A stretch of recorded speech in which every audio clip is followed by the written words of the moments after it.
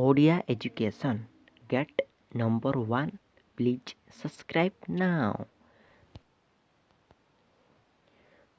ଦର୍ଶକ ବନ୍ଧୁ, ଆଜି ଆମେମାନେ ଜାଣିବା ଅବ୍ୟୟପଦ କ'ଣ, ଅବ୍ୟୟପଦ କାହାକୁ କୁହାଯାଏ ଏବଂ ଅବ୍ୟୟପଦ ବିଷୟରେ କିଛି ସମ୍ୟକ ସୂଚନା।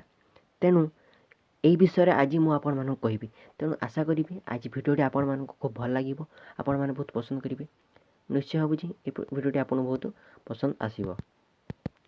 ତେଣୁ ଚାଲନ୍ତୁ ଷ୍ଟାର୍ଟ କରିବା ଏହି ଭିଡ଼ିଓକୁ। 3 ଲିଙ୍ଗ 3 ବଚନ ଓ 7 ବିଭକ୍ତିରେ ଯେଉଁ ଶବ୍ଦ ଏକାପରି ରହେ ତାହା ଅବ୍ୟୟପଦ। ବୁଝିପାରିଲେ? 3 ଲିଙ୍ଗ 3 ବଚନ ଓ 7 ବିଭକ୍ତିରେ ଯେଉଁ ଶବ୍ଦ ଏକାପରି ରହେ ତାର କୌଣସି ଚେଞ୍ଜ ହୁଏ ନାହିଁ। କିଛି ମାନେ ଯେକୌଣସି ଅର୍ଥକୁ ଆମେ ପ୍ରକାଶ କଲେ କି ଯେକୌଣସି ଭାବନା ପ୍ରକାଶ କଲେ 3 ଲିଙ୍ଗ ଗୋଟେ ଅର୍ଥ, 3 ବଚନ ଗୋଟେ ଅର୍ଥ, 7 ବିଭକ୍ତି ଏମିତି ଶବ୍ଦ ଗୁଡ଼ିଏ ନେବା ଯେଉଁଥିରେ ତାର କୌଣସି ଅର୍ଥ କିଛି ପରିବର୍ତ୍ତନ ହେବନି, ଶବ୍ଦଟା ଏକାପରି ରହିବ, ତାହା ହେଉଛି ଅବ୍ୟୟପଦ। ଆଉ ଗୋଟେ ହେଉଛି ଅତ, ତତ୍ର, ଇଦ, ସଦା, ଅଧୁନା, ଇଦିନିଂ, ତର୍ହି, ଯଥା, ପୁରସ୍ତାତ୍, ପୁର, ଦ୍ୱିଧା ଇତ୍ୟାଦି ଅବ୍ୟୟପଦ। ଅବ୍ୟୟଭାବ ସମାସ ଅବ୍ୟୟପଦ ଯଥା ଉପକୂଳମ୍, ଯଥାଶକ୍ତି ପ୍ରଭୃତି। ପ୍ର, ପରା, ଅପ୍, ସମ୍, ଅନୁ, ଅପ୍, ନିସ୍, ନିର୍, ଦୁସ୍, ବିନ୍, ଇ, ଆକ୍, ଅପ୍, ଅଧି, ଅପି, ଅତି, ସୁ, ଉଦ୍, ଅଭି, ପ୍ରତି, ପରି, ଉପ। ଏହା ଆମର 7ଟି ଉପସର୍ଗ ଅଛି, ଆପଣମାନେ ଜାଣିଛନ୍ତି। ତେଣୁ ଏହି ଉପସର୍ଗ ମଧ୍ୟ ସେ ଅବ୍ୟୟପଦରେ ବ୍ୟବହାର କରାଯାଇଛି। ତ୍ୱା, ଲ୍ୟପ୍ ପ୍ରଭୃତି କେତେକ କୃତ୍ ପଦ୍ୟାନ୍ତ ଅବ୍ୟୟପଦ। ବୁଝିପାରିଲେ? ଜାଣନ୍ତୁ କି ଜାଣିବା କିଛି ଅବ୍ୟୟପଦ ବିଷୟରେ ଜାଣିବା। କେତୋଟି ଅବ୍ୟୟପଦ ପ୍ରୟୋଗ ମୁଁ ଆପଣଙ୍କୁ ଦେଇଛି। କେତୋଟି ଅବ୍ୟୟପଦର ପ୍ରୟୋଗ ଦେଖନ୍ତୁ। ପ୍ରଥମେ ଅଛି ଆଙ୍କ୍, ଅର୍ଥ ସୀମା। ଏ ଯେଉଁ ଆଙ୍କ୍ ଅର୍ଥ ସୀମା।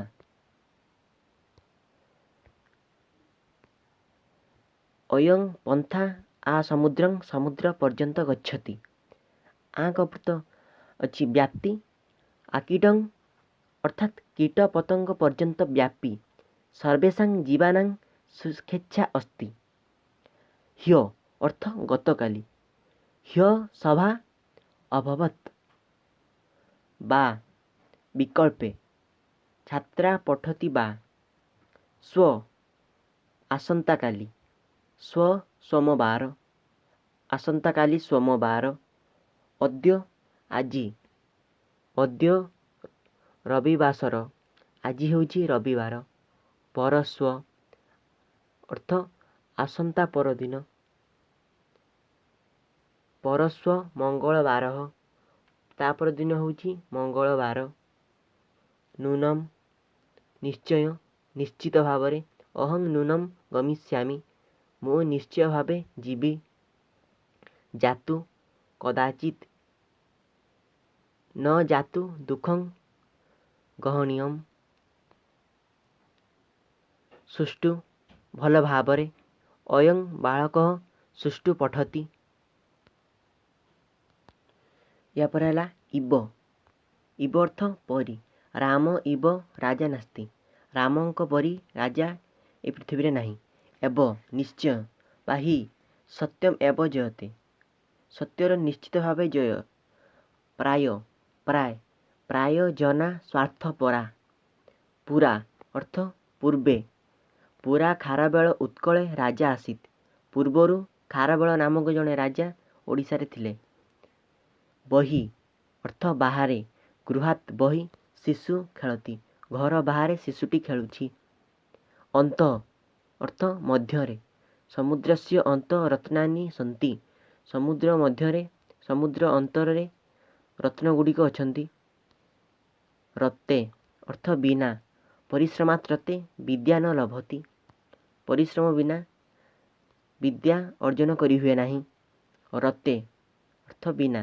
ପରିଶ୍ରମାତ୍ ରତେ ବିଦ୍ୟା ନ ଲଭତେ। ସହ, ସମମ୍, ସାକମ୍, ସାର୍ଦ୍ଧମ୍। ଏହା 4ଟି ଅର୍ଥ। ସହ ଅର୍ଥ ସହିତ, ସମମ୍ ଅର୍ଥ ସହିତ, ସାକମ୍ ଅର୍ଥ ସହିତ, ସାର୍ଦ୍ଧମ୍ ଅର୍ଥ ସହିତ। କ୍ଷୀରାଣେ ସହ, ସମମ୍, ସାକମ୍, ସାର୍ଦ୍ଧମ୍। ଦିଷ୍ଟ୍ୟା ସୌଭାଗ୍ୟବଶତଃ, अर्थात दिष्टिया सह विपद मुक्त सौभाग्यवशतः से विपद मुक्त है वृथा अकारण वृथा काल क्षेप न करणीय।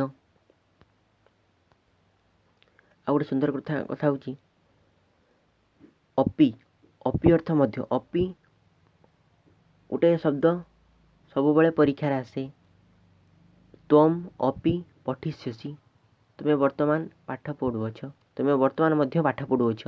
मृषा अर्थ मिथ्या कथं मृषा वदसि मिथ्या अर्थ मिथ्या मिथ्या मा कथय। अळम अर्थ निषेध अळम विलंबेन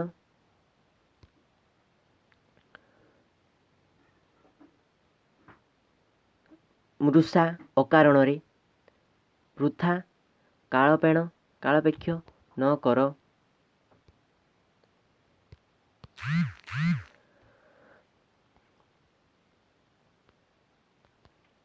पुणी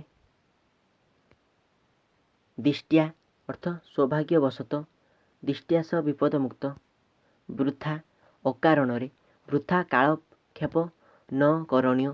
आरात अर्थ दूर बा निकटरे ग्रामात आरात नदी प्रवहती। तापरे आरात परे मनाक अर्थ अल्प मनाक कष्ट करोति करतु अपि अर्थ मध्य त्वम अपि पठिष्यसि।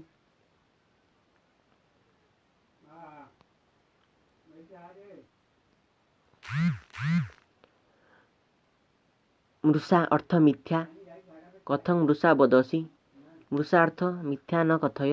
अळम अर्थ निषेध अळम विलंबेन समर्थ अळम अर्थ समर्थ। ईश्वर कथा पापानां नाशाय अळम भूषण अतिथि आसनम अलंकरोति। तापरे शश्वत अर्थ सर्वदा आत्मा शश्वत तिष्ठति। सकृत अर्थ थरे सकृत गीतां पठेत। दिवा अर्थ दिन दिवा शयनम अनुचितम। नक्तम अर्थ राति नक्तं नक्षत्राणि पश्य। समय अर्थ निकटरे समय निकषार्थ भी निकटरे। भुवनेश्वर निकषा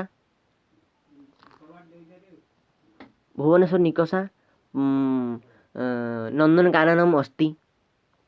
अंतरार्थ मध्यरे हिमालयं विद्यं च अंतरा